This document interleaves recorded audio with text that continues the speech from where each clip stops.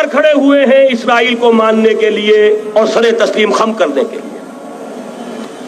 بہرحال نوٹ کر لیجئے، عالم عرب جا چکا، کوئی دن کی بات ہے، میں سنسنی پیدا نہیں کرنا چاہتا، لیکن حالات اور واقعات سے نگاہیں بند کرنا بھی کوئی دانش مندی کی بات نہیں ہے۔ یہ ایودھیا کی مسجد شہید کی گئی، ابھی یہ ایک بہت بڑا مزار جو ہے شہید کیا گیا، اور اس کے ساتھ کئی مسجدیں شہید کی گئی۔ یہ سب کیا ہے؟ یہ مسلمانوں کی نفس دیکھی جا رہی ہے کہ کوئی غیرت اور حمیت نام کی کوئی شے باقی ہے؟ جیسے علامہ اقبال نے وہ نظم لکھی تھی عبد القادر روہیلا بڑا ظالم جفاجو کینہ پرور تھا، لیکن یہ کہ اس نے جو ایک ٹیسٹ لیا تھا کہ وہ جو عورتیں ہیں تیموری خاندان کی، ان میں کوئی رمق رہ گئی ہے؟ معلوم ہوا کہ نہیں، کہ غیرت نام تھا جس کا گئی تیمور کے گھر سے، ختم، غیرت نکل گئی۔ اسی طرح ایودھیا کی مسجد، اب چرار شریف، اور یہ کوئی دن کی بات ہے کہ اب مسجد اقصیٰ کا نمبر آیا کہ آیا، اس کے لیے پوری تیاریاں ہو چکی ہیں۔ یروشلم کا مشرقی حصہ خالی کرایا جا چکا ہے، اس کے اندر اب پورا تسلط یہودی کر رہے ہیں، یہاں تک کہ اب کے یاسر عرفات صاحب نے بھی کچھ نہ کچھ جو ہے احتجاج کی بات کی ہے، حالانکہ اب تک ہر بات مان کر منقار زیر پر تھا، لیکن یہ کہ ایک وقت آتا ہے آخر کار اسے بھی کچھ بولنا پڑ گیا ہے۔ لیکن یہودی اب پیچھے قدم ہٹانے والا نہیں ہے۔ ان کا تھرڈ ٹیمپل، تیسری مرتبہ ہیکل سلیمانی تعمیر ہونا ہے، نوٹ کر لیجئے۔ ان کے لیے وہ وہی کچھ ہے جو ہمارے لیے کعبہ ہے، ان کے لیے ہیکل سلیمانی بالکل وہی حیثیت رکھتا ہے جو ہمارے لیے کعبہ۔ وہ ہیکل سلیمانی ایک مرتبہ پہلے نبوکدنضر کے ہاتھوں مسمار ہوا، پھر سن 70 عیسوی میں ٹائٹس کے ہاتھوں مسمار ہوا، سن 70 کے بعد آج 1995 میں کتنے برس ہو گئے؟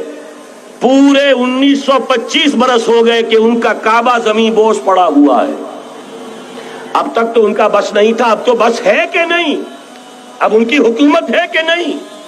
اب شاہ حسن ہو چاہے شاہ حسین، ان کے نوکر اور چاکر ہیں یا نہیں؟ اب انہیں ڈر کس کا ہے؟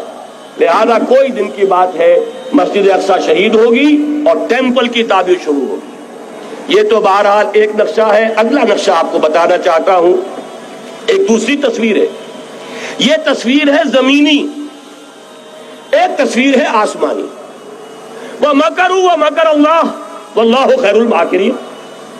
انہوں نے اپنی سی تدبیریں کی، اللہ نے اپنی تدبیر کی، اور ظاہر بات ہے اللہ کی تدبیر سے بہتر تدبیر کس کی ہوگی؟ چنانچہ یہودیوں کی سازشیں اس وقت بھی ناکام ہوئی تھی یا نہیں؟ ظاہر بات ہے جاء الحق وزهق الباطل ان الباطل کان زہوقا۔ لہذا یہ آیتیں دونوں اعلان کر رہی ہیں کہ یہودیوں کی سازشیں بالآخر ناکام ہوں گی اور دین حق کا بول بالا ہو کر رہے گا۔ یہ تو ان آیتوں سے ظاہر ہے۔ یریدون لیطفئوا نور اللہ بافواہہم واللہ متم نورہ ولو کرہ الکافرون۔ یریدون ان یطفئوا نور اللہ بافواہہم ویابی اللہ الا یتم نورہ ولو کرہ الکافرون۔ هو الذی ارسل رسولہ بالہدی ودین الحق لیظہرہ علی الدین کلہ ولو کرہ المشرکون۔ اللہ نے تو بھیجا ہی ہے اپنے رسول کو اس فیصلے کے ساتھ اور یہ ذمہ داری اور مشن دے کر کہ جو دین حق آپ کو دے کر بھیجا جا رہا ہے اسے غالب کیجئے، نافذ کیجئے، قائم کیجئے۔ اس مشن کے ساتھ بھیجا جا رہا ہے۔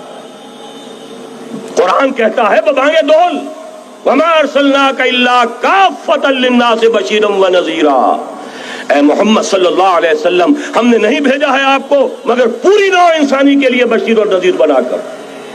تو جان لیجئے کہ یہ مقصد بعثت محمدی صلی اللہ علیہ وسلم بتمام کمال اس وقت پورا ہوگا جب کل عالم انسانیت پر، کل روئے ارضی پر اللہ کا دین اسی طرح غالب ہو جائے گا جس طرح کہ محمد رسول اللہ والذین معہ صلی اللہ علیہ وسلم ورضی اللہ تعالی عنہم اجمعین، ان کے ہاتھوں سے، ان کے ایثار سے، ان کی قربانیوں سے، جن کا نقشہ آپ کے سامنے مولانا کھینچ چکے ہیں، ان کے اثار، ان کی قربانیاں، ان کی محنت، ان کی جفاکشی، ان کی سرفروشی، ان کے جان تن من دھن لگا دینے کے نتیجے میں جیسے اس وقت غالب ہوا تھا کل روئے ارضی پر غالب ہوگا، تب کہیں جا کر مقصد بعثت محمدی مکمل ہوگا۔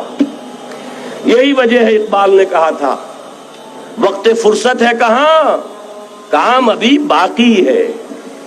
نور توحید کا اتمام ابھی باقی ہے، لیکن ساتھ ہی خوشخبری بھی دی تھی، یہ چمن معمور ہوگا نغمہ توحید